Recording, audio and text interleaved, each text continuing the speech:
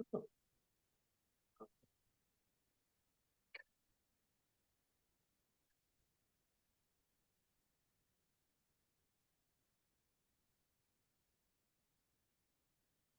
evening. Let us begin by acknowledging that we are gathered today in Mi'kma'ki, the ancestral, present, and future territory of the Mi'kmaq people. Today, we gather with the intent followed by the Living Peace and Friendship Treaties with respect, cooperation, and coexistence.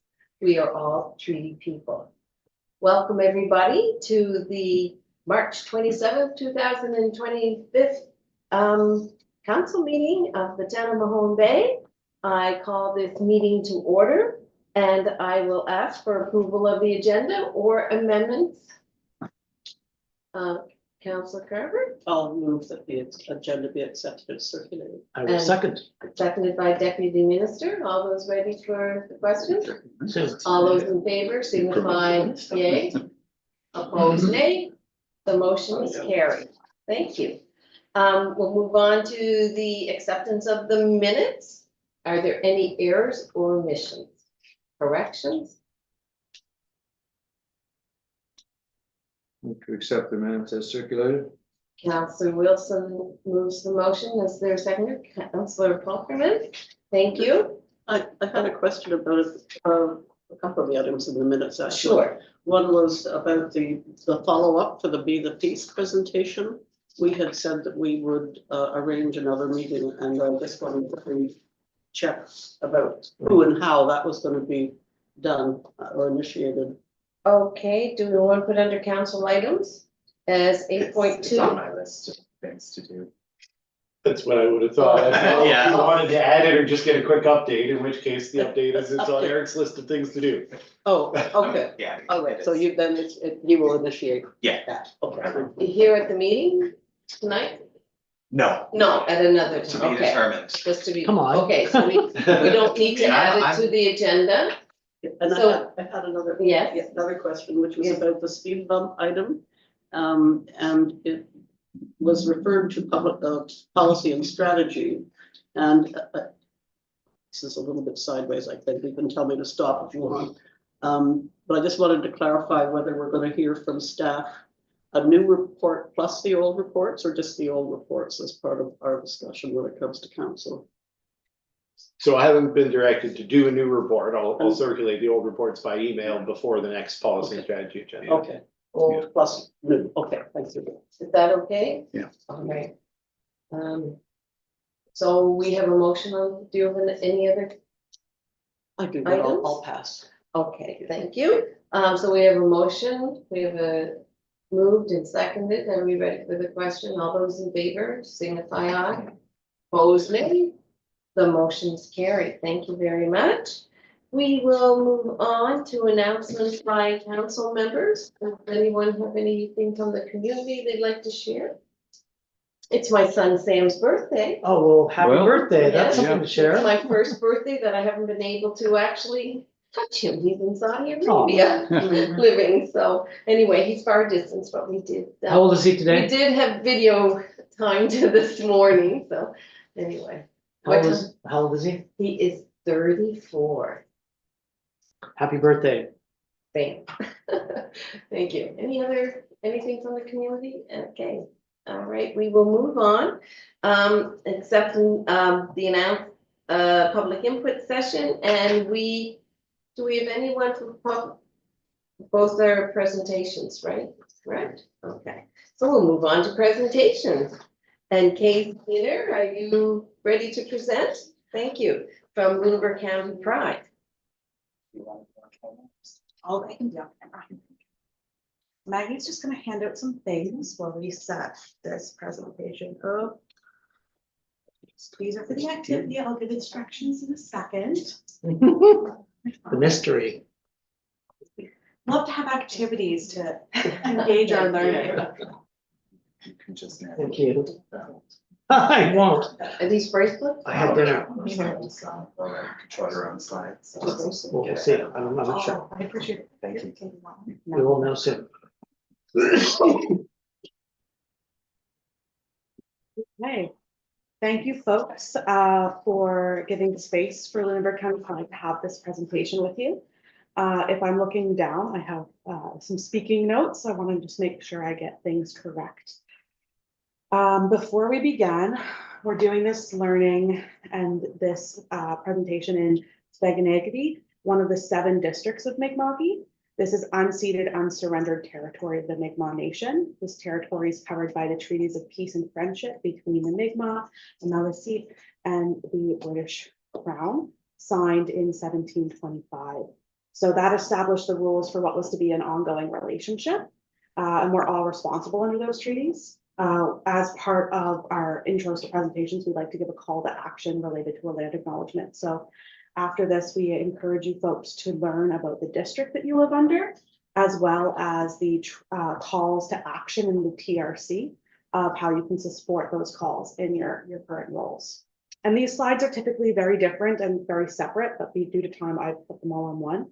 I also like to give a community recognition, acknowledging the continuous and rich historic contributions and legacies of African Nova Scotians and African descendants to Mi'kma'ki, Turtle Island, and to the South Shore.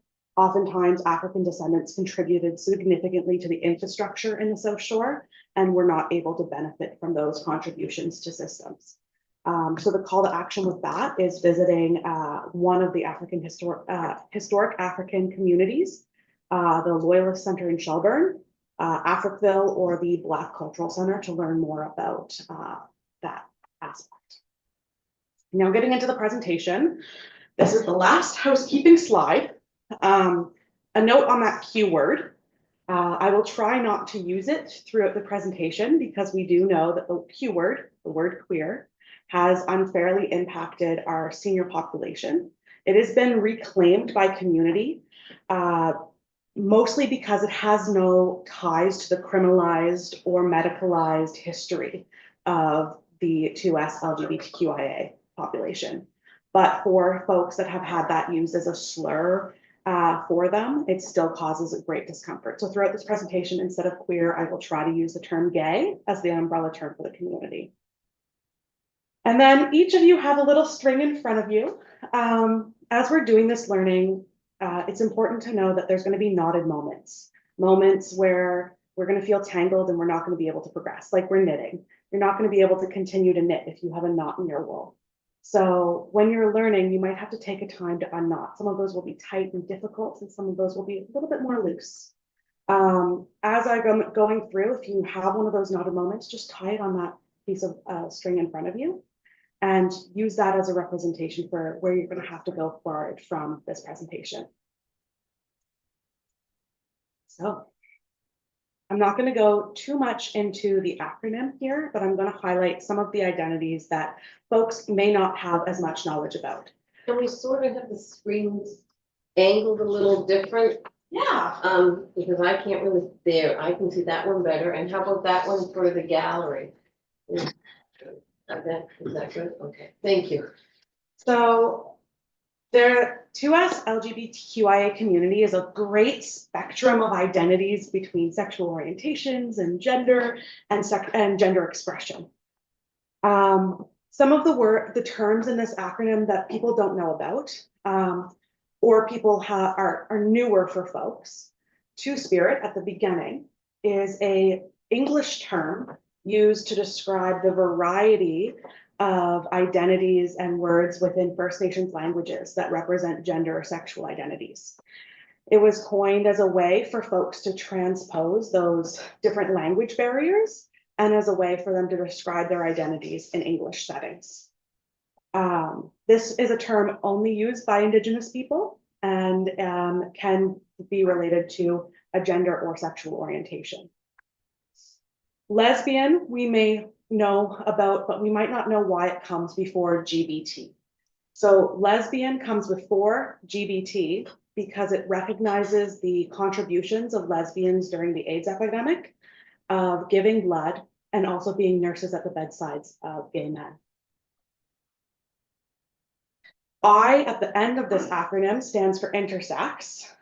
This refers to individuals whose biological sex characteristics don't fit the typical male or female classification. This makes up about 2% of the total population in Canada. It's about as common as red hair. A stands for asexual or aromantic and describes those with little to no romantic or sexual attraction. It's on a spectrum.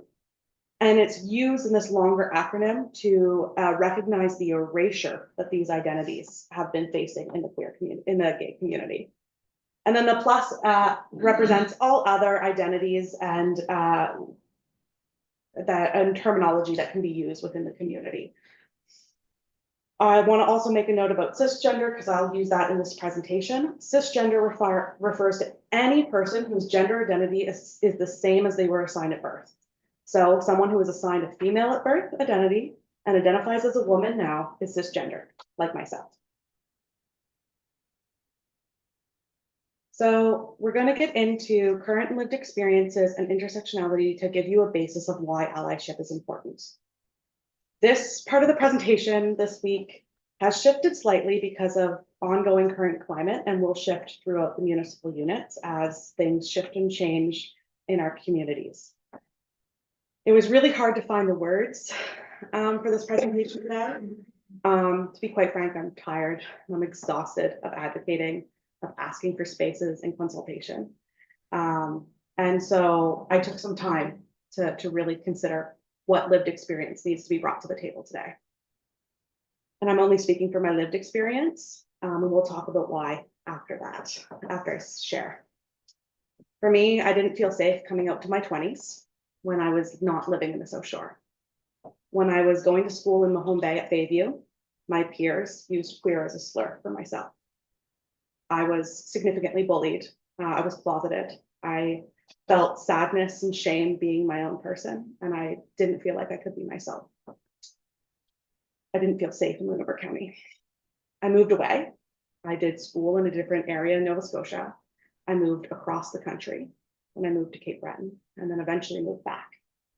And it was heartwarming to feel safe when I first moved back, and I got involved with Lunenburg County Pride. That feeling of welcome I felt when I moved back is not as prominent. Recently, I felt extremely unsafe. In fact, to do these presentations at all municipal units, at municipal council, I've had to do safety planning for risk of harm. I want to be abundantly clear. There's times where I genuinely fear being hate crimed in the South Shore. One example of why is last year I attended an event in Bridgewater to support the gay community in response to hate-based activities. A person in stealth attended that event and took photos of all attendees and shared them online to promote hate against us and shared them in hate groups online. It was reported to the RCMP and town police. From that and from the rhetoric I see online, I have now become cautious of the spaces I enter, who I enter them with, and how I show myself. I may not wear my pride pin going to some community events, and I might wear it at others. The fear of unsafety is only intensified because of activity of hate groups in our community. Individuals with large platforms in Canada and beyond sharing homophobic, transphobic rhetoric, the silence within our own communities, and the ongoing decisions about representation, like we recently saw from the South Shore Regional Center for Education. You need to look no further than the comments on South Shore Community Bulletin Board whenever there's an equity event on why the fear of safety is there. And these experiences are often more hard by folks with intersecting identities. So if you see the graphic here, intersectionality is the concept of social identities not existing in isolation. The framework helps describe the compounded disadvantages that folks may face when belonging to multiple marginalized groups. You're standing at a crossroad, and some folks without intersecting marginalized identities might have a one-way street. Other folks may be at a four-way crossing, and the risk of being hit by harm increases with the more identities you hold. And that's why it's called intersectionality, as they cross. So speaking to the current issues. Last year, there's been defacing of pride flags, hate symbols in public spaces. There's been increased concerns about safety at events, and some folks have even temporarily relocated where they live because of threats against their life in the South Shore. Folks have left social media due to harassment, and there's increased awareness by individuals about their routine day-to-day activities. For example, wearing a pride pin in a grocery store. On top of that, bullying in schools. In 2022 to 2023, 51% of gay students experienced homophobia or transphobia in the South Shore Regional School Board or School Center. Only 20% of those students felt like there was an adequate response to the homophobia and transphobia they experienced. And this is why allyship is important, especially for you folks. Allyship is when someone stands up for a person or people who are treated unfairly. An ally listens and learns and helps make things better by speaking up. The increased challenges mean that there's an increased need for active allies in our community. So how can you be an ally? You can lift up the voices of equity groups. You can challenge harmful stereotypes. You can work on anti-discrimination work like you're doing with Jem and with Ellen. You can champion policy change, promote anti-discrimination policies, defend and advocate for the continuation of legal protections, which were fought so hard by mostly gay men in 1980s in Nova Scotia. And then all of those contributions create safer, inclusive environments that foster community well-being, and ensuring that you're making those plans to have those safe spaces and asking the voices of how to make those spaces safer is important. To do this, you have to listen.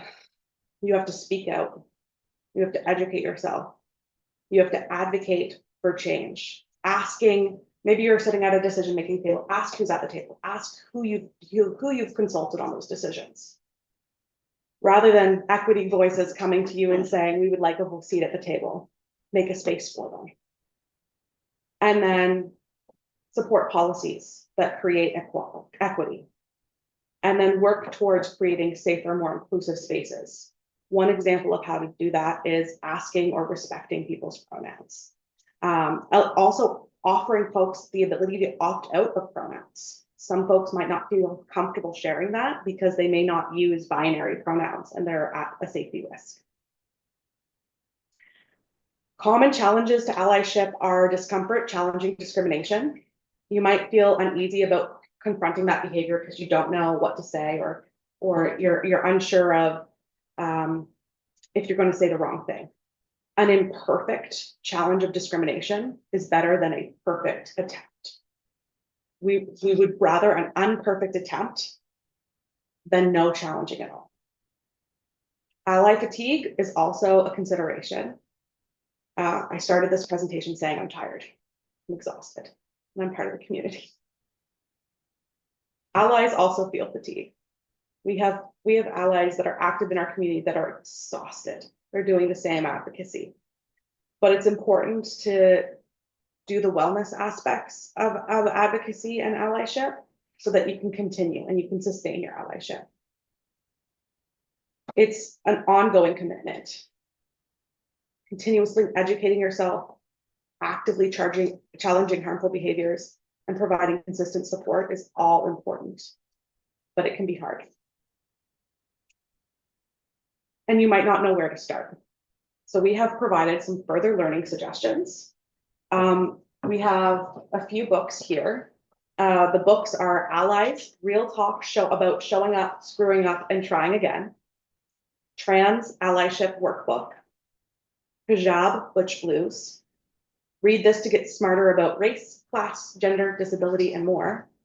And How to They Them, a visual guide to non-binary pronouns. Now, if you're not a reader, maybe you want to listen to a podcast. The Gender Reveal podcast and the Outward podcast are great resources for you.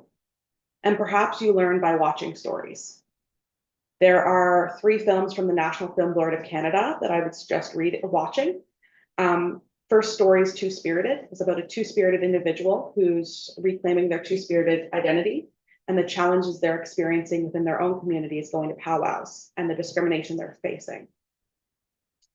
I Am Skylar is about a trans person in Cape Breton and their experience as a youth in Cape Breton. And then Into the Light is about a parent being an ally to their trans youth in the remote north. But all of these are very impactful. My personal favorite reading is Hijab Butch Blues.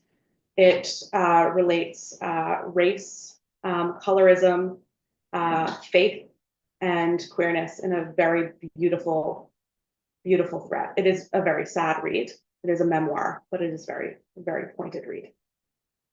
And that's the presentation today. We felt it was important to share more of a story, a first story about why allyship matters, and then the slow tangibles so that you can continue to build your toolboxes of allyship.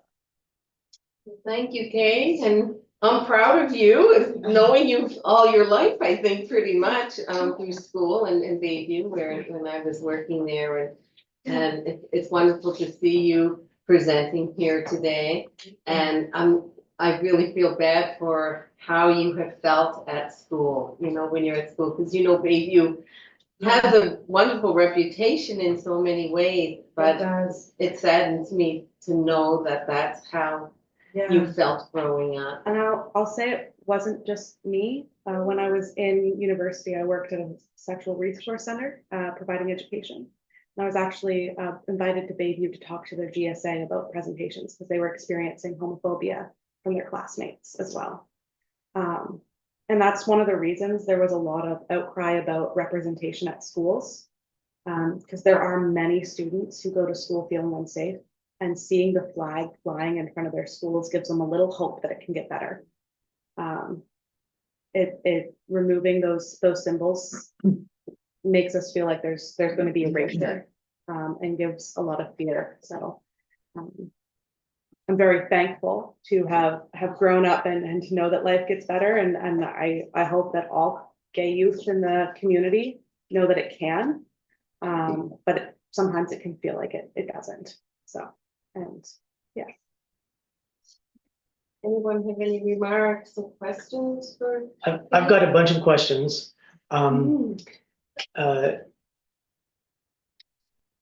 you, by the way. I appreciate it, and I get the exhaustion. How do you envision like following up to make sure that the dialogue leads to tangible change? Like, and you don't have to answer these questions now. I'm happy to email them to you guys, because I'm less about symbols and more about how do we make things tangible, and what are the action items, and how do we be better, right? So that's one kind of question is how do you envision following up and ensuring this dialogue leads to tangible kind of change? And have you done like a needs assessment, or is there something that you're looking at in terms of like what are the most pressing issues facing the queer community in the South Shore or with Lunenburg County where you guys are operating? And how do we measure? Are there ways to have measurable outcomes? Like and I'll send these to you by email, to make sure that you're doing 5 presentations, right, in the county, and to make sure that there's follow-up, that it's not just left at this table with all of us going, wow, yes, we felt it. So those are kind of the questions that I happy to dive into outside of a council meeting, and happy to have folks connect. Related to vision for follow-up, we know that GEM has a regional council committee, and that there is representation from the community on that committee. So that's one aspect of follow-up, as well as measure actions that I think will come through that anti-hate and inclusion actions that you're doing as well. But one of the things we can do, and we do frequently do, is surveys about what folks will want in our community. We've gotten a lot about, from our community about wanting to have low energy, queer inclusive events. So you'll see our Silent Book Club, which is open to to us LGBTQIA community, all identities, all ages, and as well as allies, because we want to make sure that our allies know that our spaces are also welcome for them. We need them to come and show up in this current climate. We don't have a needs assessment right now. One of the things we could do is ask if folks feel safe now, and then ask in 6 months and see what they might, and do a survey that way. You also in there asked what are some of the current issues. We have been quite vocal on a functioning hate organization or hate motivated organization in South Shore. They are not classified as a hate group in Nova Scotia. They are not classified as a hate group in Canada. They are a militia-like network of an accelerist nature with extremist ideologies. Are you able to share that? Not obviously, Yeah. maybe not here now, but if you could share that. I can share that in detail, but that is one of the things that's causing us a safety risk. We've had threats of violence at our events. We've had to engage with the RCMP about our events as well. We've had some events where we don't publicly promote. Like this is the current climate. So Okay. I think with the way to measure outcomes, it might be how safe do you feel now in a year? Are these actions making you feel safer? Right. But we're gonna have to have some more conversations on a board and with GEM and figure out ways that we can measure the outcomes. Mhm. Right now, with everything going on, it might not be a moment where we can start right now, but it might come down the road.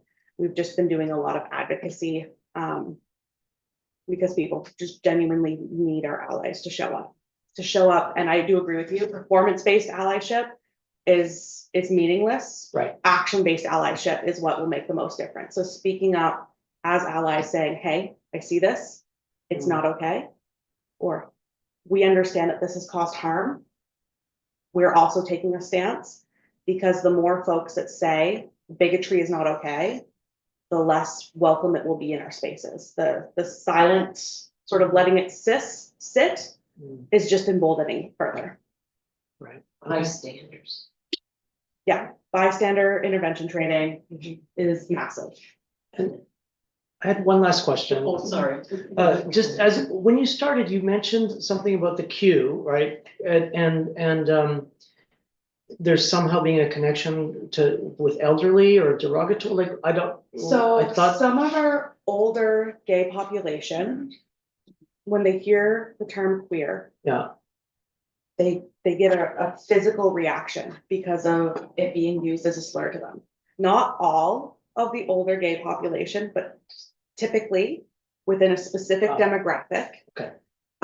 It's not like I've had it used as a slur, but it wasn't as intense, it wasn't as frequent. Okay. And so I try to use the term gay when I'm in spaces doing advocacy work as the umbrella term, but more and more you'll see the term queer being used as a community term. And again, that goes back to not being medicalized or criminalized in the past. got it. Okay.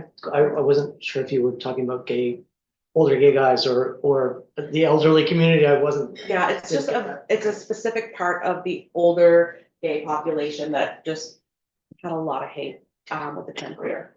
And And yeah, I know some gay people who want to be recognized as gay, not gays, but queer. Yeah. Like that's how they introduce themselves. Yeah, So like myself. I guess you have to take the cue, Yeah. like just take. Yeah, I usually enter the space and sort of, I ask folks, I say, I identify as the term queer, capital Q but I also recognize some folks won't touch that word because it's caused harm. So if any folks don't feel comfortable with me using it, just let me know and I'll switch. And that's just sort of how I enter spaces to keep care for folks that have been caused. thank you. Councillor I'm Kern. done. Sorry. Thanks so much, Kate. That was really impactful. And it is, just shocking to hear these stories, really, so. So I have a big question and a small question. Okay. So my big question is, what can municipalities do? And this is very similar to the question that we asked to Be the Peace when they were here, because it's so pervasive culturally, the abuse, the hate is so culturally pervasive. There's so many places that you have to enter the system, but what do you think municipalities are best suited for doing? Yeah, that is a bigger question. I think one of the things that municipalities can do, specifically in our region right now, like I mentioned, there's a lot of bigotry. It's feeling really comfortable online, it's feeling really comfortable in public. So looking into what policies could be introduced or changed to help ensure protections, like anti-discrimination policies that can be broad strokes. Also, when bigotry does happen, as municipal units making a statement, saying we do recognize that this has caused harm, you know, those are small steps and they can be seen as performative, but those small, not the policies piece, but the piece about, you know, making a statement. Making a statement is one piece that can seem performative, but if you're continuing actions like introducing anti-discrimination policies, looking at, you know, how can you create policies about hate motivated symbols that appear in your community where they're not currently legislated by within the legal stream of a hate symbol. So those are some things that you can look into as municipal units and maybe from a regional approach of how you create safer communities here. And That was my big question. Oh, your little That's my question. My little question is just about the term LGBTQ. Yeah. So that's what I first learned, Yeah. LGBTQ. Simple now. Yeah. It wasn't at the beginning, but Yeah. now there's so many. Yeah. Do I have to do them all? Or is it okay just to Yeah. go with LGBTQ? LGBT plus, LGBTQ plus, Oh, the plus helps. the plus helps. Okay. The important part is not to remove the T, because there's currently a move to, and I quote, eradicate transgender ideologies, which that is very harmful language.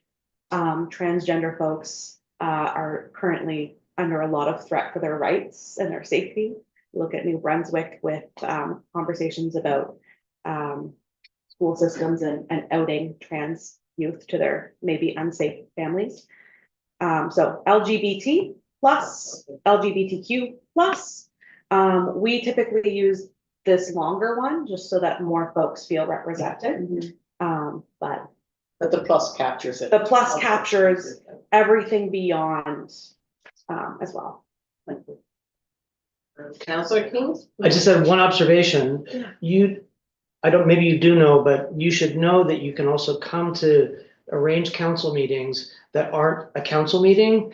So, you know, we just met with the Mahone Bay Chamber of Commerce, with Communities in Bloom, with Talking Trees. Like, we can also have conversations and meetings that are less formal Yeah. and less sort of, we're hearing your, you know what I mean? Yeah. Like, so just so you know, that can also happen to dive deeper into any one of these elements that you've raised, Yeah. right?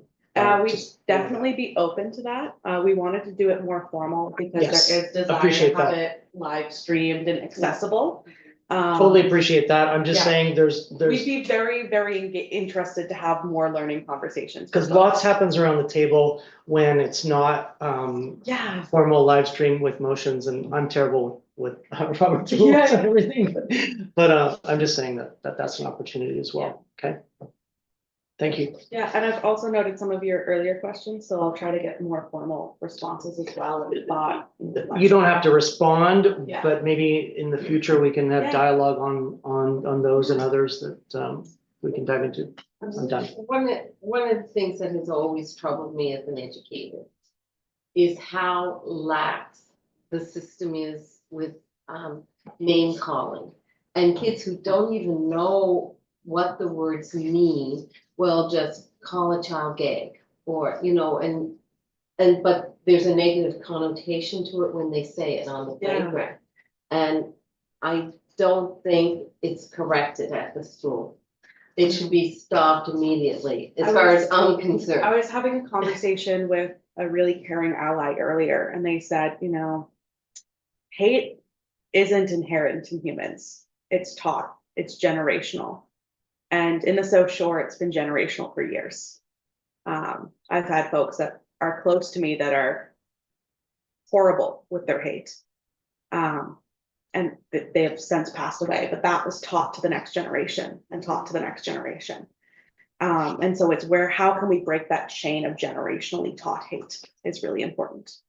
And that's why we start with our presentation with the land acknowledgement, acknowledging that we're an unceded, unsurrendered Mi'kmaq territory, because that also hadn't been taught. When I was in school, there wasn't a Mi'kmaq lesson. And I moved to the Yukon territories, and it was a culture shock because the youth were gone on trap lines with elders and taught traditional languages. Then we have the community recognition because if you look at the settlements of African Nova Scotian communities, and you see a very large gap in the South Shore, and you can look at historic, very racist laws that were on the books in areas around us. So it's all about doing that education because we're all interconnected in our struggles. And folks who are part of the queer community, who are part of Mi'kmaq communities, who are part of Black and Nova Scotian communities, and newcomers, they all are more impacted by homophobia and transphobia than me, a person who very white, entering space. Anything else for Kay? No, well, thank you Thank you so so much much. for your heartfelt presentation, and we'll keep in touch. Yeah. All right, we'll move on to Tim and Francis. Francis, come to the table. I know it's throwing me under the bus today. It's like, I'm just coming to watch. I was like, wait, it's coming to watch, really? We'd love to have you at the table again. Thank you. I think Tim is. All right, cool. All right,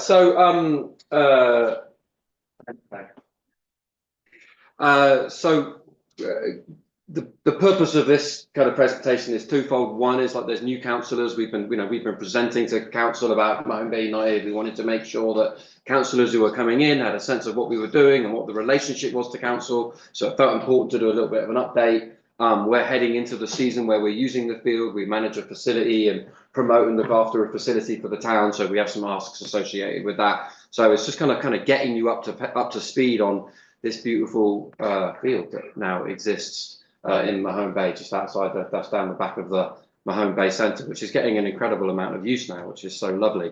So there'll be a little reminder of MBU, a little sense of like what we've actually achieved together already, right, over the few years of working together, some sense of how the field's being used, what's coming up, and then we've got some asks towards the end. MBU is an all-inclusive club for anyone who loves soccer. That's how it's set up. The whole point of the club was to remove the obstacles that people felt to play, whether they were economic, whether they were culture, whether they were transport-based. So that's what we've been working on since we were founded. We started out as a free club, and so that's what we've gone. And the kind of the mission is we want as many people to join the benefits as possible. That's what we're up to. So that we've continued to grow over the years, and you'll see the numbers when we come in. The kind of principles that drive the club, the kind of non-negotiables underneath it, affordable and accessible, right? That we know we're representing our town, that we call Mahone Bay United. We're open to a sign saying home of Mahone Bay United whenever you're ready for that. And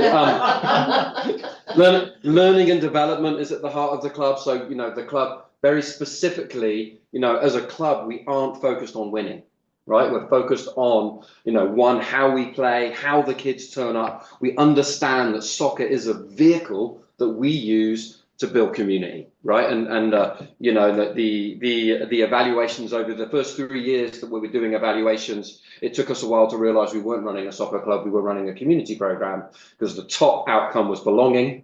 People, the value was, oh, there's somewhere we belong, like we feel like we're part of something, The second thing that came out of evaluations was confidence. The kids' confidence and the adults' confidence increases as a result of participating in the program. And then the third thing they identified was that they got better at soccer, right? And we were like, okay, so that's the third most important thing. But you know, soccer's a vehicle for something more important. And so you can see some of the kind of responses we get from evaluations that are up there. You know, a huge-hearted, community-minded soccer group focused on inclusion. So that's what we're attempting to build, and we're not perfect at it, but that's the practice, day to day, week to week, month to month. So year-round games, training and events for youth and adults. We run all year round, all the way through the winter. We now run the largest indoor futsal league in Atlantic Canada, with 145 players this year, running in 5 different locations on the South Shore. And then this summer, again, we're in partnership with Soccer Nova Scotia, we're putting out competitive teams. So Mahone Bay is going to be represented at the provincial ID camps. It's going to be represented at tournaments, and we're going to be playing on the league. You can come and cheer us on. We're actually going to have a U20 Halifax Wanderers U21 team is going to be playing Halifax County U21 team in a competitive match on the field this year, which is really exciting. So there's cool stuff happening like that. We upgrade and maintain and enable free access to facilities. We believe physical activity is a right. We don't, you know, this whole idea that you will have to pay to play, which is the basic way sport is run in Canada, doesn't work for us. We believe people should be able, we believe in an open front door rather than having to identify yourself as broken or impoverished or whatever it is to gain access in the back door to the system. And so that's how we're set up. And we do a lot of coach and leadership development. So obviously a big piece of our work is working with adults because they're the ones who care for kids.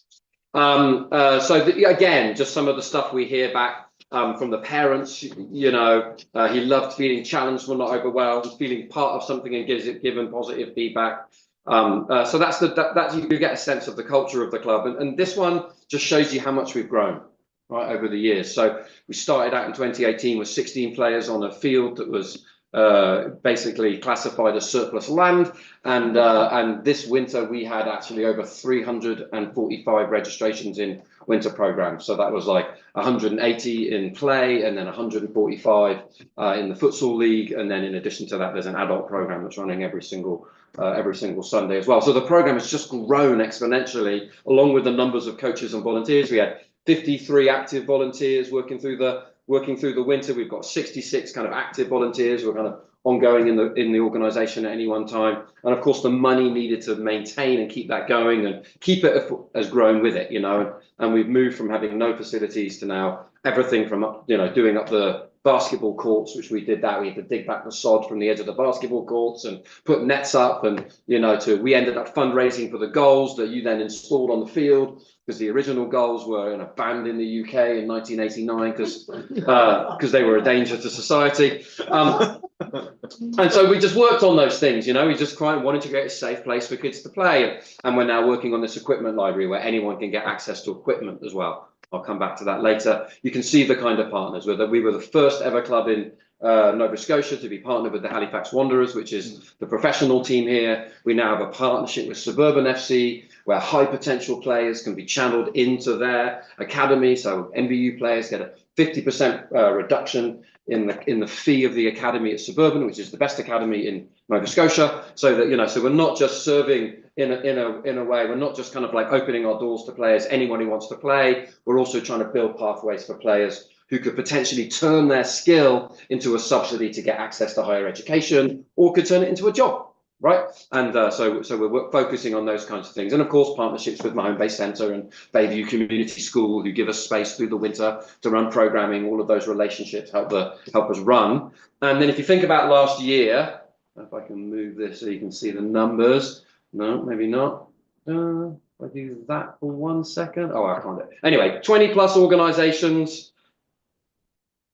donated to us. There were 12 individual donors. The sliding scale gave us 155 registrations, and that gave us a total of 77,000 that enabled us to run the club. We don't make any profit from that. All of that gets spent over the period of the year in running programs, buying equipment. We provide equipment to kids who don't have equipment, all of that kind of stuff. You know, we moved from being a pure free club to being a club that has a sliding scale, and that was based upon input from researchers from across Canada and recreation who said equitable payment models. We thought free was the gold standard. And what we were actually told is that's not true. Some people actually require the dignity of paying as a way to participate, you know, and that's actually part of it. So we built in this sliding scale, and that's been great for us because it's given us also a revenue stream into the club. And we also have a pay it forward model where, you know, you can pay 0, 25, 50 bucks, $100, $150 to participate, or you can pay $250 and pay it forward to sponsor another kid, you know. And so you'll see, we just had someone today register for $350 for the U13 boys, right? And they're paying $100 over fee because they want to contribute to the club being able to support other players participating. So it just gives you a sense of how we're structured and how we're growing. We're actually also, there's a proposal in from those researchers. They were so fascinated by our model because it undermines the entire North American sports system, which is built around if you have money, you can play sport. They've put a request in to do a postdoctoral research study on the club and the model so that they can begin to capture how the model's being successful, so they can start articulating how equitable sport can be delivered in the grassroots rural communities across Canada. So here's some of the things we've achieved together. I've mentioned the basketball courts, new goals. Once we fixed up the basketball courts, amazingly, more kids started using it. And so it's like, oh, if we care for our facilities, people start using them more. And so that equation then led us to think about how we do up the field. And so, you know, with Team 2022 and 2024, these are the things essentially that we have achieved together. The Mahone Bay Centre, the town of Mahone Bay and Mahone Bay United. So the entire field has been regraded and resurfaced. We now have a 100 by 50 playing surface, which isn't big enough for pro games, but it is big enough for competitive U21 games. French Danes ditching additional cob. If you talk to Bob Sayer, you know, like who kind of was the original, he called him Soccer Bob. Anyway, so like a whole corner of the field wasn't able to be used until June. Like that is no longer the case. The whole field can be used from May 1st. And it's open from May 1st for use as of this week. Buried electrical wires. There was huge electrical wires drooping over the field, you know, and obviously that was so that's all gone. Backstops, fencing, signage went in this year. There's a walking track going around it. The orchard has now been done up, which is gorgeous. We have wheelchair accessible bleachers. There's waste receptacles installed. And of course, there's equipment shed. And then last year we did landscaping around the equipment shed as well. So it's a massive change. We've suddenly created really a top class facility. And we have clubs from the city come down. Suburban, for example, is coming down and playing an exhibition game against our kids as part of pre-season. And they're always like, oh my gosh, we can't believe the quality of facility that is here on the South Shore. Relative, you know, and a lot of their kids are playing on turf, which all the impacts on the young bodies of playing on concrete with a little bit of green plastic on top is they're so excited to see a high quality, you know, grass pitch that is being preserved and built, you know. And you know how it aligns with Town of Mahone Bay. These are quotes from your various, you know, this is about attracting young families. There's a quote there from your strategic plan. There's a quote there from your assets fact sheet. Like, you know, what we're doing with that facility and what we're offering as a club is fundamentally aligned to the kind of strategic priorities that council has been identifying for years and years and years now, right? And, you know, in many ways, what you're doing is you're outsourcing your kind of recreation to community-led organizations at the moment, right? What we agreed was a 3-year prototype where Mahone Bay United would take over the maintenance, management and promotion of the field. Right, and so this year will mark the end of that prototype. Right, we agreed a $21,000 operations grant to support us managing and overseeing that field. 18,000 of that was to go towards the operation costs. 3,000 of that was to go to support us taking on the additional insurance costs associated with the field management. So that's what we've been doing, and we've been doing it, and it's been going really well, and the field is being used more and more. So just in the 2024, here's the kind of things that were going on. NBU Develop was a 3-day-a-week field and classroom high performance training for kids. We had 60 kids in it last year. We had competitive teams from U9 through to adults on the field. There was the big fair. We had a 1-week camp from the Halifax Wanderers came down. They did their junior Rovers camps. Bayview is now using our field for all of their junior high teams, boys and girls, because their field is like a great, you know, if you're, I'll never forget when my son was 8 years old and in goal and he couldn't see the other end of the pitch because of the size of the lump in the middle of it. And then you'll go out there and you'll see Aikido, you'll see Tai Chi, you'll see Run Club, you'll see basketball training, you'll see Frisbee golf, among a million other things. You'll see, you know, so those are the kind of formal activities. And then there's all these informal activities, you know, when Francis and I started the club, one of our measures of success is, are kids going to just start playing football by themselves without adults organizing it for them? And last year we really started to see that, really for the first time, of like groups of kids turning up just to play together, you know. And so kids playing all kinds of sports, they're turning up. All ages are using the track use. There's a bloke who goes there and drives around it on his mobility scooter. There's people who go walk their dogs on it. There's people who run it. There's people who go around with their prams and walk around next to each other. So it's you know, the track is getting used. Birthday park, dog walking, obviously. Homeschooling groups use it. Sometimes there's people just sitting on the bleachers reading, you know. So like you know, and I think that's going to increase with the Orchard. And then you'll also see people going out there and playing music, and you'll hear it. So there's, you know, there's plenty more coming in 2025. So there's both formal activities, and then what we've created together is this informal space where the community can gather as well, which I think is part of the gift of it. You know, when you care for a space, people use it. It's really as simple as that. Care equals use. And the more care we put into our community spaces, the more use they get from our community. All right. Last year, you know, you gave us 21 grand. We spent 27,000.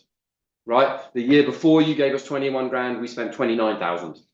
Right. So it's costing us more than we're getting at the moment. So we're having to, at the moment, we're fundraising above cost to cover the cost of maintaining and delivering essentially the mandate to manage, promote, right, and look after the field. So there's mowing that goes in. We have the auto mower now, which has massively reduced mowing costs. The amount would be nearly doubled if we were using a mower, right? The mowing itself would be $18,000 a year if we were having someone mow it. But there's still sometimes mowing that needs to be done. There's maintenance that needs to be done. Grass recovery. I don't know if you've seen the baseball field. If you walk through, I mean, it's just been destroyed by crows. We have some crow damage, but we got on it a lot quicker, and we do a lot of grub be gone. But there's grass recovery that takes costs. We spring, there's reseeding and fertilizer that goes in. We do a whole bunch of eco clear to keep the grass, the areas clear. Pest control, and then there's basic care we do of the green spaces in the orchard, and we've been looking after the orchard until now, though I think with the amount of things that are now in the orchard space, it's not really auto mower friendly, you know. So there's a question about whether we can continue maintaining the orchard space for you, because the way we've been doing it is an auto mower's been mowing it, but there's so much stuff in there, it may not actually be better. You actually probably need someone in there with a weed whacker. Yeah, what do you call it? Whippersnipper. Whippersnipper. A whippersnipper. Yeah, not a weed whacker, right? So that gives you a little sense of the kind of how the field's being used, what the costs are for maintenance that we're using. Just to be crystal clear, the town currently does not provide any financial support to the programming we deliver for the children and parents that we serve, right? The town provides financial support for our contribution to the maintenance, promotion of a town facility, which we've taken on, which we're paying over cost for, right? Which is not a bad thing. We are enormously grateful for a $21,000 grant that allows us to do all kinds of incredible things up on the field. But I just want to be clear about where the emphasis of the town funding has been so far, has been towards facility management and maintenance. So, future on the field. I just love that from March 16, 2024. Anyway, so what's coming up this field? We're doing we are now running programming from minis all the way through to U15. So that's May through to the end of August. There's going to be soccer on the field. Halifax Wanderers are doing another camp this year. It's a 1-week camp that's open. Mahone Bay United gets 6 free spots for kids from Mahone Bay to participate in it. And the Junior Rovers camp is a free 1-day camp that Halifax Wanderers run. The mascot comes down, all that kind of stuff.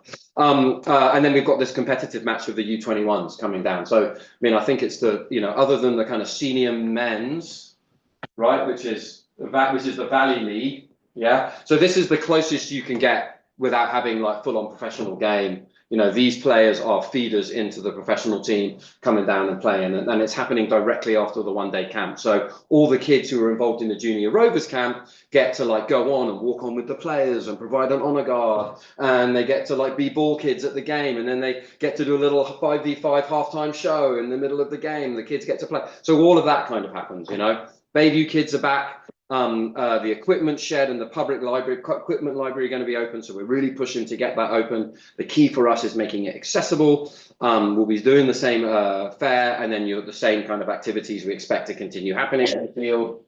What we're looking at I don't know if you've been down the field. The one thing we didn't do, we put backstop fences. There is a ditch on the far side of the field, which a lot of balls go into. And then a lot of little humans climb down the stony ditch and get up to their thighs in stagnant water and then come out with the balls. Ron, who lives there, has made a big long stick with a net on the end for us because he wanted to help the kids be able to fish the balls out because he hates looking out his window, seeing the kids. So we want to put fencing along that drainage ditch. The cost basically is between 8,400 and 8,700. With HST, it's 10 grand basically for us to put that fencing up. We do feel like there needs to be a review of the track surface. It wasn't what we got as the town and Mahone Bay United isn't what we paid for, right? So we've got a track service. So, and this isn't in our remit, but like we'd like to see a resurfacing of that track into asphalt or something where kids could be taking scooters around it and things like that.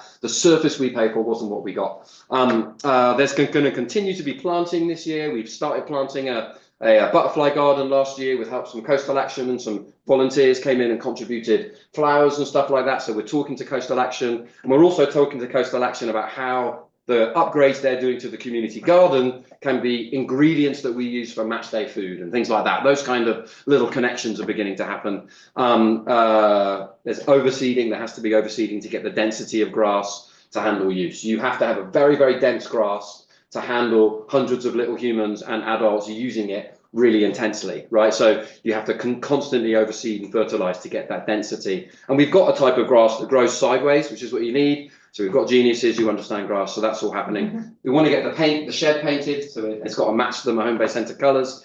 And then the other thing that we're looking for is accessibility ramps for the shed. So what we've got is this beautiful shed. We've done all the landscaping around it, so it's nice, but we actually need ramping going up to the shed. We've got a quote, it's $7,000 to do the ramping either side. And we got bike racks on the shed now too. So we're looking for 17 grand to kind of basically finish off the field upgrades as far as we're concerned, to get it up to the point where the equipment shed can be used properly and is accessible, and where the fencing along the ditch is stopping the majority of the balls going down into the ditch.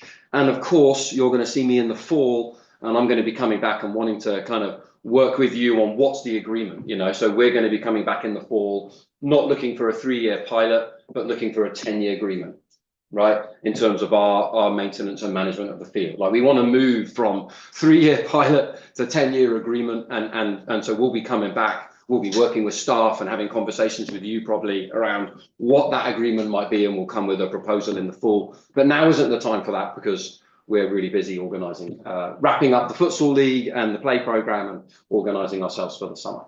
So that gives you a little sense. And so $17,000, we don't have it.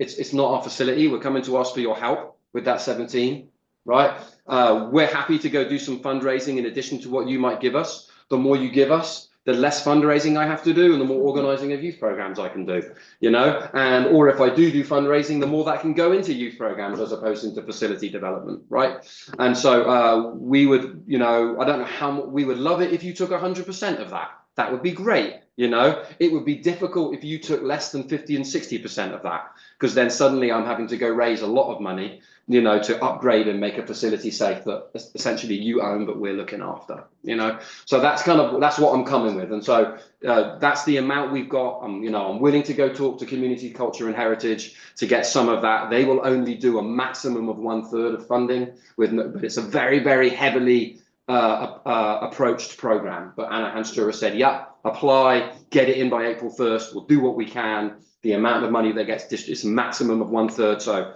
they would give a maximum of 1/3 of 17 if you to consider that a project.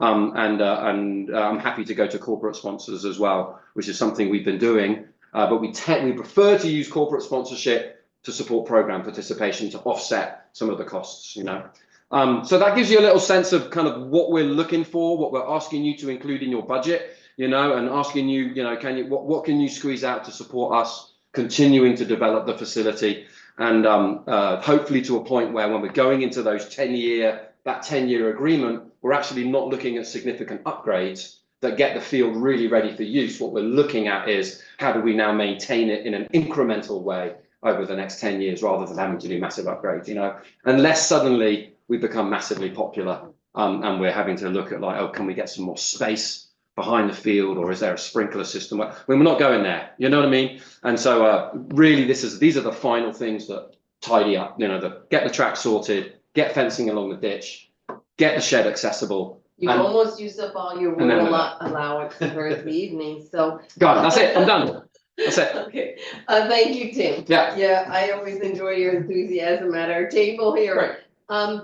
I do, if you're coming up with a 10-year plan, do you want to include a succession plan for the club as well? Because, sometimes when people's children outgrow the soccer Oh, yeah. program, you need to make sure you have new people coming in and taking over. We started strategic planning last year. So Mark Langlois, who is based out of Petite Riviere, but is a kind of national level researcher on kind of community-based organizations like ours. He's been supporting us in a strategic planning, which is built around putting in place the kind of organizational infrastructure and systems and processes that make it not dependent on people like Francis and I, so that all of those skills and roles become transferable. So we're about 6 or 7 months into that. Oh, great. That's Yeah. great to hear. Yeah. Councillor Wilson has a question. I just want to make sure I understand.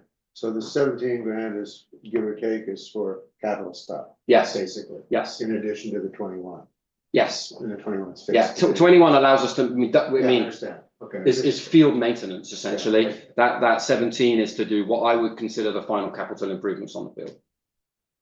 But what you said earlier, you spent, of the 21, you spent 27. Yeah. And 29. Yeah, So the 21 isn't really adequate either. correct. So we're really looking at 30 plus 17. I mean, those are the, Yeah. if you would, yeah, I'd love that. Sorry, that's why I'm hesitating. Yes, councillor, I would love that. 30 plus 17 would be great. So you know, I'm gonna be away for the budget. I think you can cast your vote in absence. I think that would be fantastic.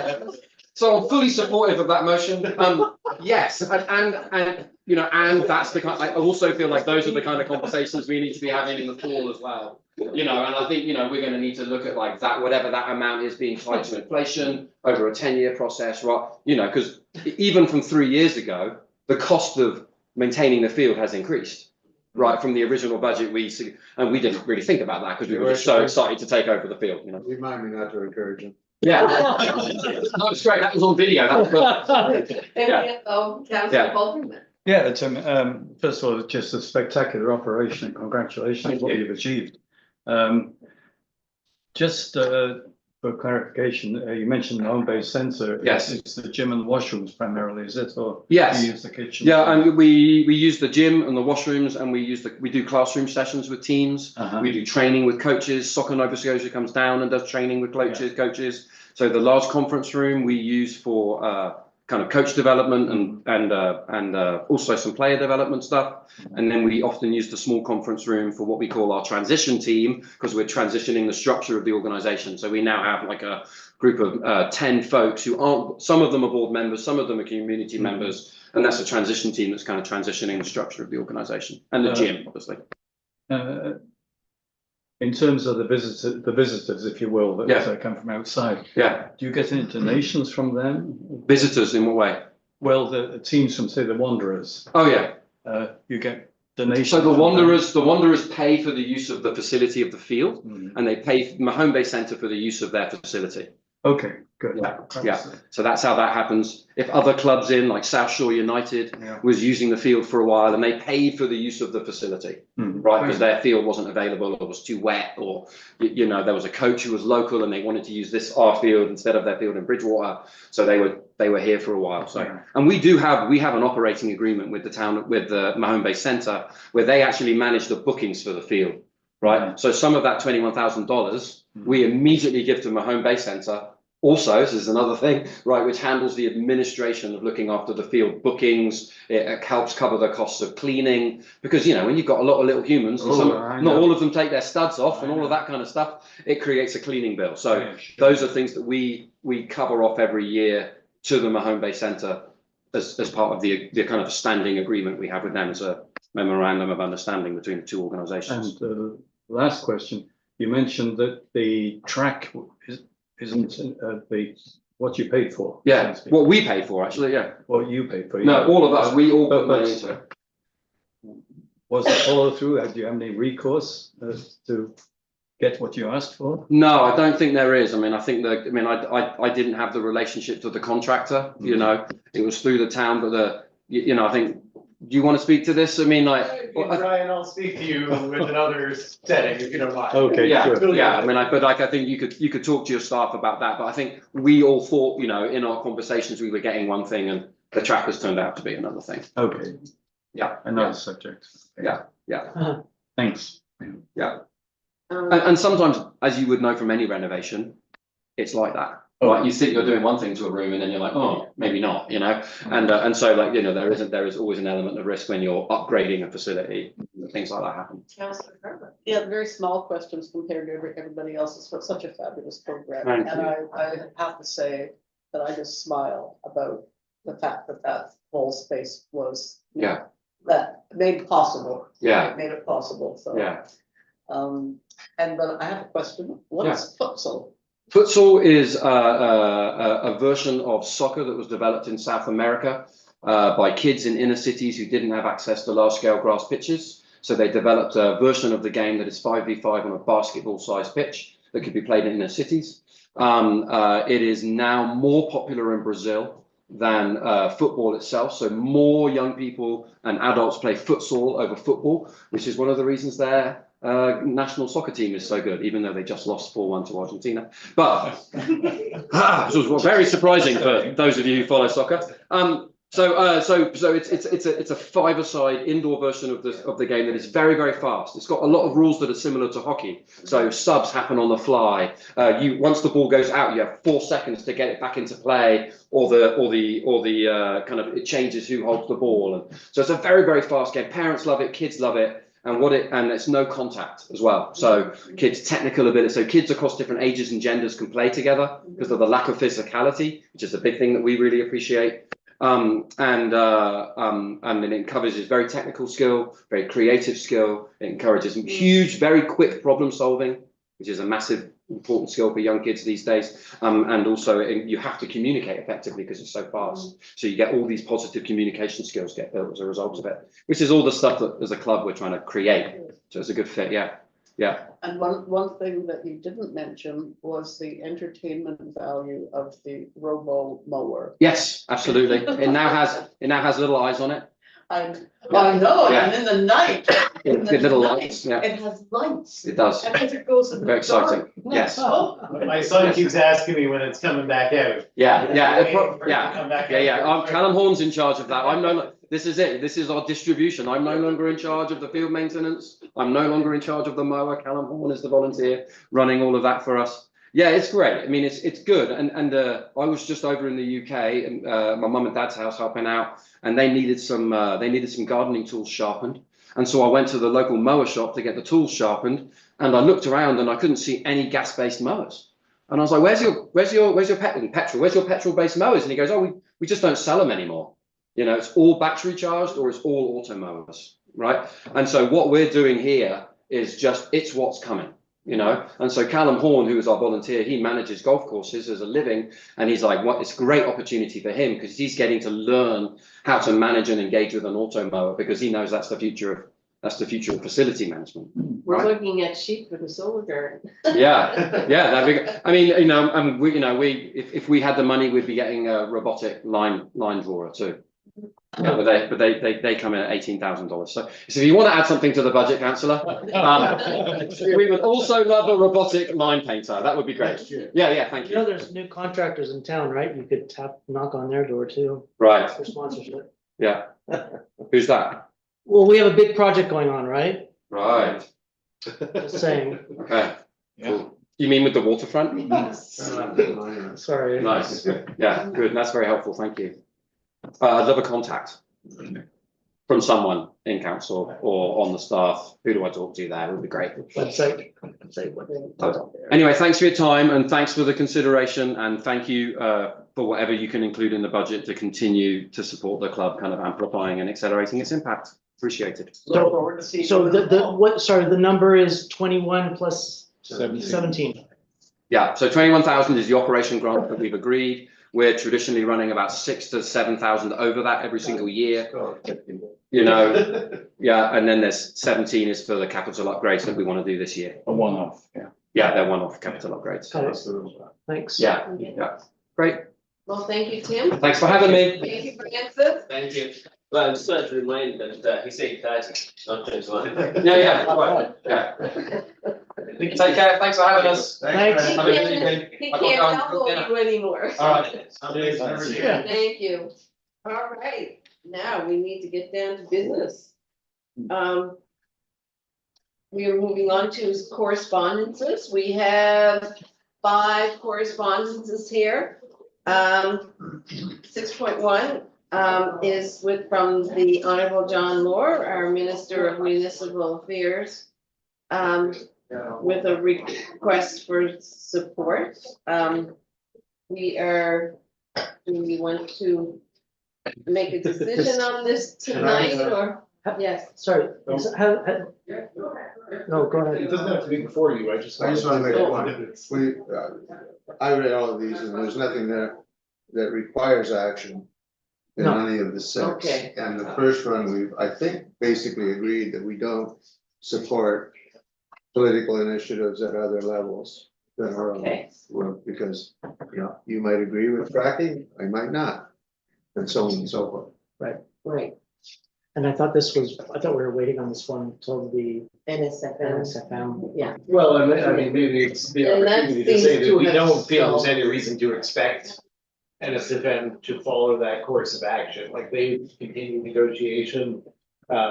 I don't, we've had no further updates to Yeah. suggest that the shared letter is coming looking for a signature. Yeah. So I think the question here is, you know, is there any further action needed? Mhm. If it's just receive and file, then that's it, but. Okay, there's a couple people. Councilman Um, Coffin? all I was going to suggest is that it simply needs a response. Thank you. Well, that's a, No, we can just send a thank you, I'm sure. Yeah, I mean, like, the letter does say quite specifically, if you are supportive and agree, I'm asking for you and your council to signal your support for greater resource development within our province by letter or press release. So if we write back saying, thank you for your letter, and not addressing this ask, I do think it would at least be taken as not supportive. Not writing back wouldn't necessarily have that connotation. I guess it's up to you. I'll do whatever I'm directed to do. Councilor Carter. I originally made a motion to receive and file that letter because I didn't support the idea that the minister was asking us for support, no matter what the issue was. Councillor Feeney felt strongly at the time that there should be a response. I'm still quite happy to receive and file the letter. Getting that feeling from Councilor Wilson too? Well, I'd second it if we extend it to Wellstead Health. Okay, is there, okay. So Councilor Carter, you made, I'm happy to make that motion. okay, and Councilor Wilson wants to second it? Yeah. Is there any further discussion? I just had a question. Councilor Kingsman? Thank you. I just had a question on 6.2, the parking. Is that going to come up are we going to discuss that as a council or? If I may, the CAO and I had a brief conversation today with the person who wrote that letter about the parking, and I hope I'm not wrong on this, but I think that we gave feedback about our discussion of policy and strategy, Mhm. and the idea of shortening the distance, and the idea of posting it with seasonal Okay. timings, and it seemed acceptable. It seemed acceptable to me. The other person. Yeah, I mean, I guess, you know, just so that anybody's wondering, when we talk about policy and strategy, is the council set up the bylaw so that staff would have the ability to enact the signage and move it around as needed. Mhm. And so, you know, the commercial area on Main Street actually does stop just around Craig's building. There's a long stretch with residential on the opposite side of the street there. I think for the first phase, at least, see how things go with unlimited parking. we wouldn't extend it past that, commercial area that stops at Craig's building, so. We'll see how it goes, if that just pushes people to park in that area, we'll have to keep looking at it, but, we did have on the sideline another meeting that he was at anyway, a brief discussion. Okay. And he's, I think, understanding that we're going to continue to try. Yeah, and as a pilot. And as a- Okay, great. Councillor Copeland? I'm fine with that. It's just that, I mentioned before, I'd like to see parking as a subject dealt with holistically rather than piecemeal. I'd like to see that we have a discussion at some point before too long about the overall issue of parking in the home bay. And that's it. And I think that's in the strategic plan as well. Not specifically, but parking in general is, Yeah. but it's a matter of dealing with it as a whole, not. Because you're speaking about bus parking too as Oh, well, right? also, Like just the all whole- sorts of parking, yes. Okay, do note it. So we have a motion. Oh, I just Yeah. want to suggest that I think what it sounds like at some point is probably something to add to a future policy and strategy Yes. commission. Yeah. So I just want to let you know that you can do that. Like you can make a notice of motion to Okay, make a motion to do that. I'll do that. Great. Are we ready to vote? All those in favor signify with yay. Nay, the motion is carried. Thank you very much. We will move on to staff reports. Item 7, we have the staff report to council. You all read them. Are there any questions that you have for staff? Councillor Cover. It's actually not a question, it's a comment, and it's about number 8 Yes, in that report. yes. The suggestion to remove from the report the what was it? It was an item that is ongoing. And Yeah, it's the review of possible shared insurance tender 3 years from now. yeah, and so it just led me to sort of think, oh, well, if it's taken off, how are we gonna track it? And is it worth sort of adding to the bottom of the report that it is an ongoing thing, so you don't have to put it in as an update every time, but is that? Yeah, I mean, I consider that when I suggested removing it, because I'm Yeah. the one who doesn't want things off of this, and we kept things on here for years in the Yeah, previous format. It's just that this is going to happen no matter whether there's a note or not. We have to renew the insurance. Yeah, We yeah, already right. discussed that we would look at the option to do it jointly. Having the shared procurement specialist is certainly gonna drive that. So I don't think we need the reminder. And I just didn't necessarily want to start coming up with a different format, like I would leave it here if I thought it needed to be here. Mhm. But- So it's a suggestion, otherwise I'd say if you want to leave it here, I just leave it here for 3 years. All right, okay, that's fine. All right. Do we have to have a motion to receive it or just receive it? Just. We've done it about half the time, I would, Yeah. I don't think it's mandatory. I'm just going on the recommendation of somebody, Chris McNeil, that it doesn't have to be received or Okay. approved. Right. Okay, so we'll move to 7.2, which is draft anti-racism and diversity plan.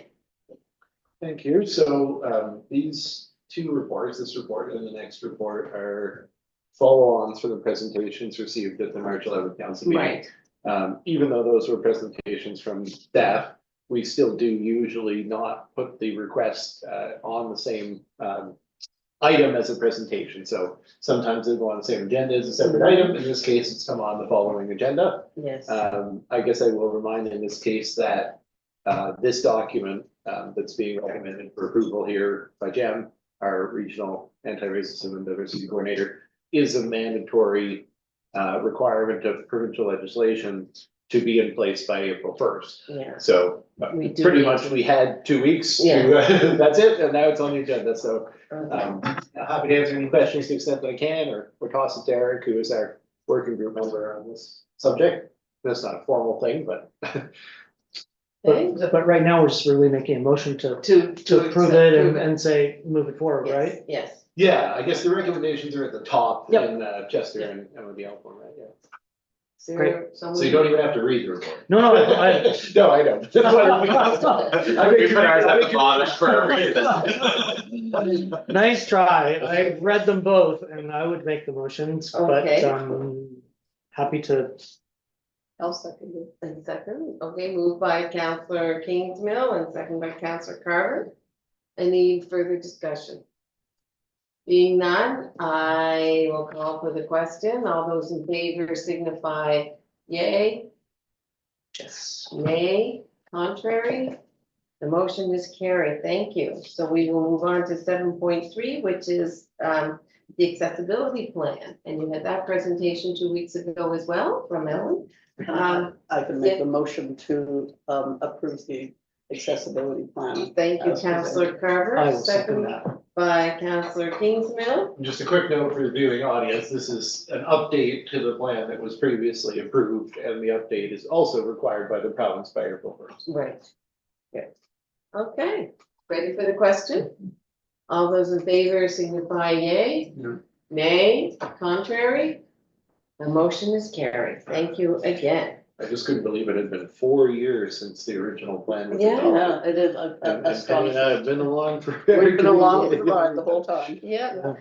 7.4 is a memo, MJSB, the brush tipping fees for residents that was presented. So it's only coincidental that we have MJSB representation in this Yeah, item. look at that. Oh. But at a recent meeting of the MJSB board, there was a decision to sort of, I guess, recommend to the councils the adoption of a new practice with respect to the handling of brush, which would see those fees directly billed to the municipal units as opposed to paid at drop off. I think the rationale is generally provided here, but effectively MODL felt that it would facilitate people to do brush cleanups, Mhm. and we'll see what the effect is. I do believe that we're probably underestimating the revenue impact, but it's a relatively small cost. Just that when something becomes free, usually you do see more of it than when it had a cost associated. But This is the impact part is positive though, right? and it's- Because it's, Part of the fire. exactly. Well, Fire no, smart. it was, the impact cost wise is taking a cost paid previously by our residents and making it now paid by the town, so thereby shared through all residents. Right, So there will be a small, like $1,000 a year estimated increase for us, right, for but it, the taxpayer. but Which it was falls, previously paid by the individual dropping off the brush.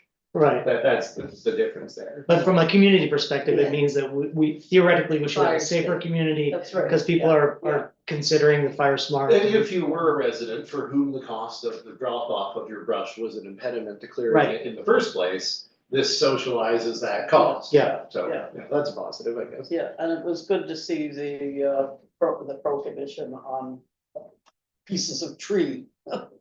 Yes, Yeah, I'm a little worried about how much work the staff will have to go Yeah. through now to inspect and separate. Sure, things. can you tell us?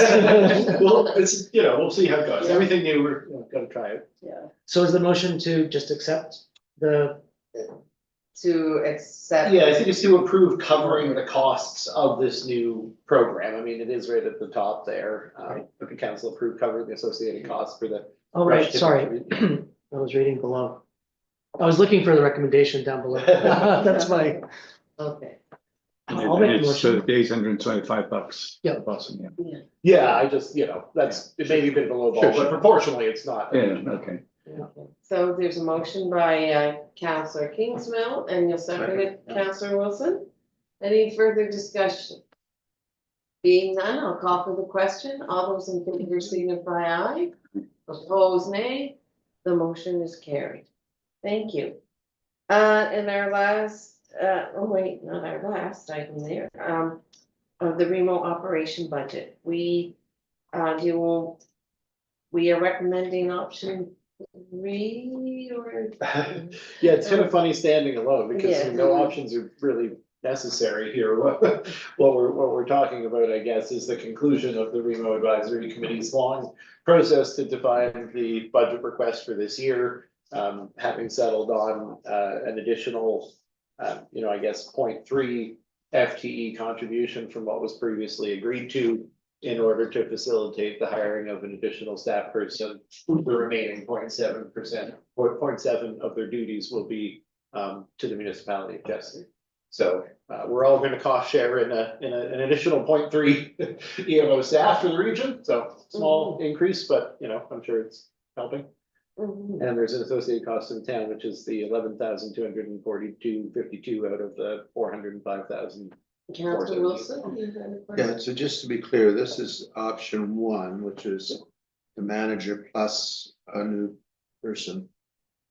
Plus a person in Chester, a third of which gets charged to the overall group. Yes, but we often get reminded that option one was just the status quo, because it had been approved last year. Yeah, except that it never got done. Didn't- I'm putting it the way that Alex Yeah, would want it. gotcha. but- Yeah. I'm happy to make that motion. Okay, thank you, Councillor Carver, and second by Councillor Palfreyman. Any further discussion? I do want to say that as a board member of Bonnie Lee Farm, we discussed this week the emergency evacuation. That went amazingly smoothly. They were so impressed with their staff who were on, the staff that came in, the people that assisted in the fire departments were absolutely wonderful. What could have been a very, very confusing and challenging situation, not that if they would like to repeat it, but everything just went off really, really well. In July 23. That, No, the No. 1-2 weeks. oh, that one. Oh, right, that one. Yes. Of course. Yeah, And it it's was, really great to hear you say that, just not a perspective we get a lot, we've debriefed at the staff level and we always just jump right to areas for improvement. yeah, So it's good to hear that, it's not all areas for improvement, there actually are lots of. things yeah, that I mean, are they working. had 2 separate comfort stations set up, one for residents and one for the residents of Bonnie Farm, and it was just, it could have been a very, different Yeah. situation, but Great. and it played, one of the things they said, it's good to have practices, like to have a plan for evacuation and practice, drills. I know people say, oh, do we have to run another drill? But, having practicing those routines make a difference. Well, next week there's a huge province-wide evacuation exercise that our Remo and others are participating in next Wednesday. I know a lot of our staff complement will be on a skeleton crew here, we'll be going to participate in Okay. that in Bridgewater. So. Oh, good. Okay, so I'll call for the question. All those in favor signify aye. Opposed, nay. The motion is carried. Thank you very much. We will move on to council items. Okay, and I am pleased to say on item 8.1 that Councillor Carver has asked to be a member of the appointed to the Lunenburg County Anti-Racism and Anti-Discrimination Committee and volunteered for the appointment. I guess I appoint you after volunteering, so really pleased. She already serves on the disability, the accessibility committee, and so she really figures the two tie in very closely, and It's a good crossover. yeah. So thank you very much. I know we'll hear lots of updates, so.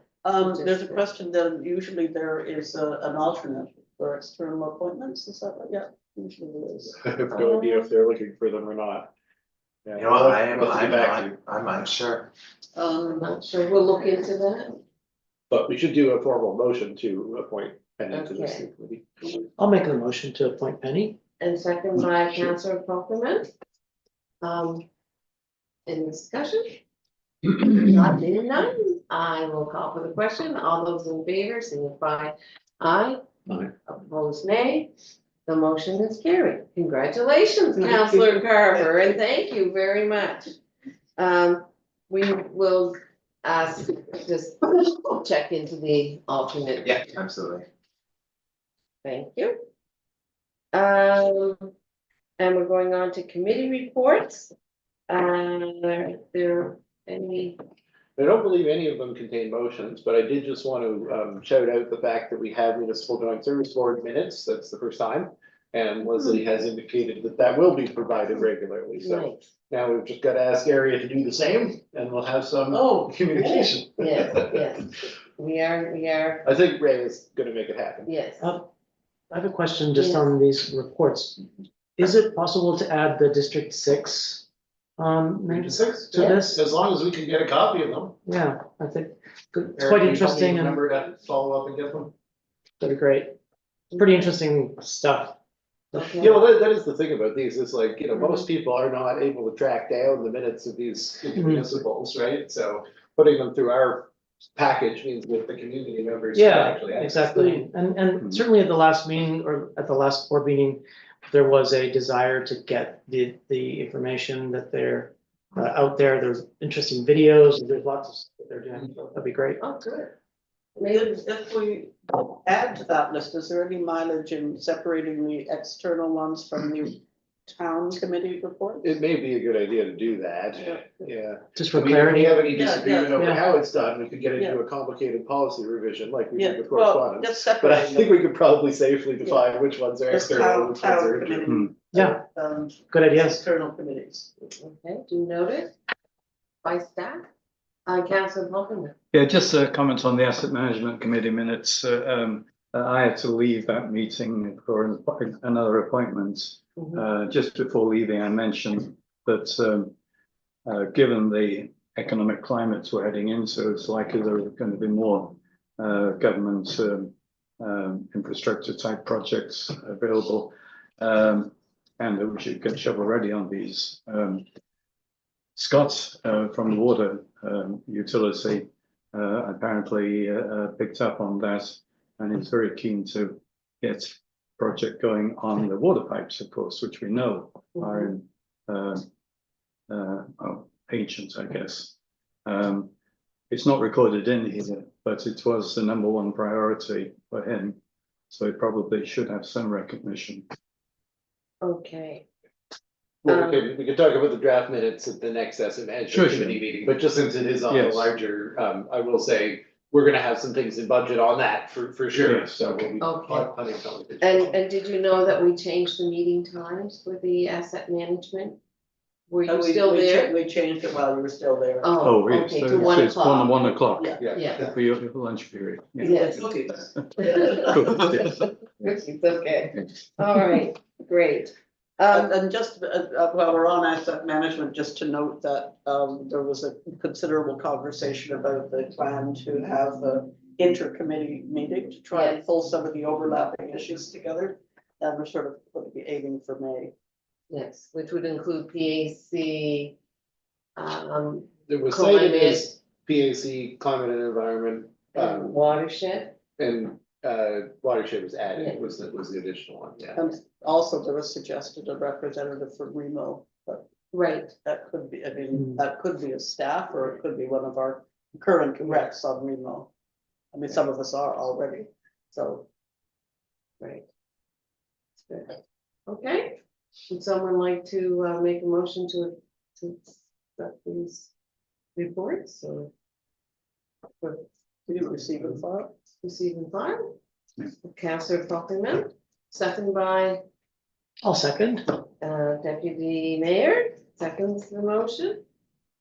Ready for the question? All those in favor signify yay, opposed nay. The motion is carried. Is there any new business? Nothing was brought up at the, Councillor Okay. Falkerman said he had a notice of motion, but it's not necessary if you want to make a motion. Well, I will make a notice of motion that the future policy and strategy meeting, we have a particular focus on a fully rounded discussion on the parking in the Home Bay and its needs over the next several years. okay. Do noted, And when that does appear on the April 8th council agenda, we'll also probably have a better window to the April policy and strategy meeting, and we'll get to talk about it at that meeting or the following. Okay. Thank you, Councillor Falkman. No other new business? Do we have any questions online?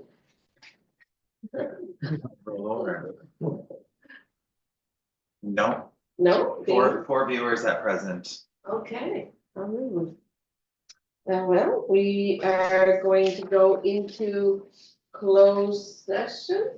So thank you for those of you who have joined us online. And we will move into closed session if someone would like to make the motion. Councillor Carter. Move that we go into closed session to discuss contract negotiations as permitted under the MGA 22(2)E. Okay, secondly. Can second that. Okay, Councillor Kingsman, seconds the motion. No discussion. All those in favor signify aye. Opposed, nay. The motion is carried. We now are in closed session. So get rid of Zoom. Just